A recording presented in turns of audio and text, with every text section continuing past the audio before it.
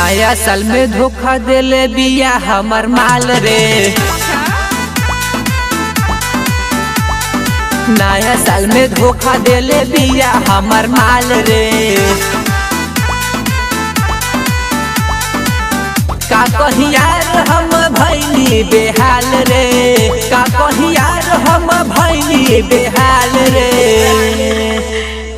नया साल में धोखा देले बिया हमर माल रे। नया साल में धोखा देले बिया हमर माल रे।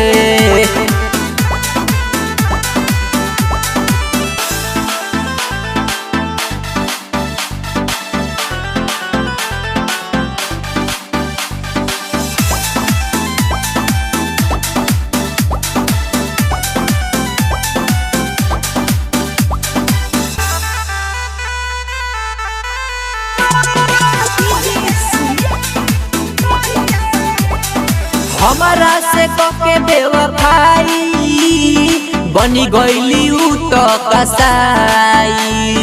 दिलवा के दर्द न बुझली ना जाने काहे ला रूसली। ना जाने काहे ला रूसली।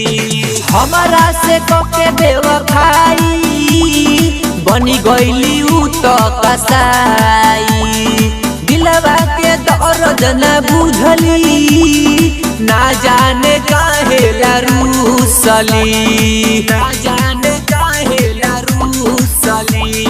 हमारा के छोड़ी भैली दोसारा के माल रे।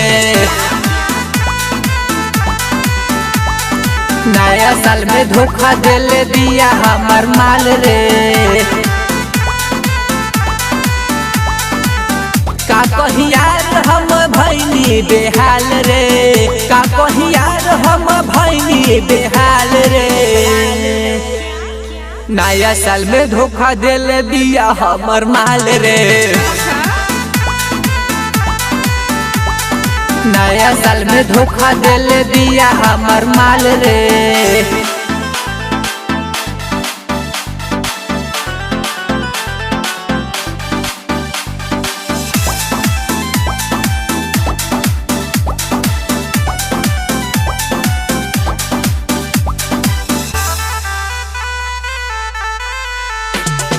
Presented by Shakti Music Production.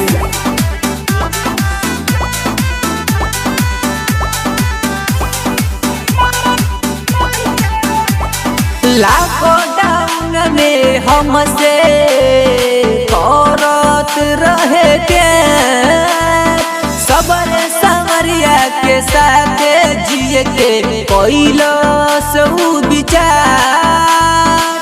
कोइलो सऊ विचार।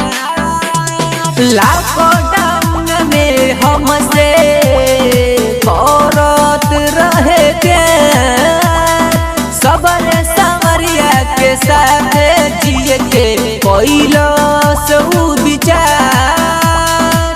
कोइलो सऊ विचार। राइटर रामचंद्र भैले कंगाल रे। नया साल में धोखा देले बिया हमर माल रे। का कही यार हम भैली बेहाल रे। का कही यार हम भैली बेहाल रे। नया साल में धोखा देले बिया हमर माल रे। नया साल में धोखा देले बिया हमर माल रे।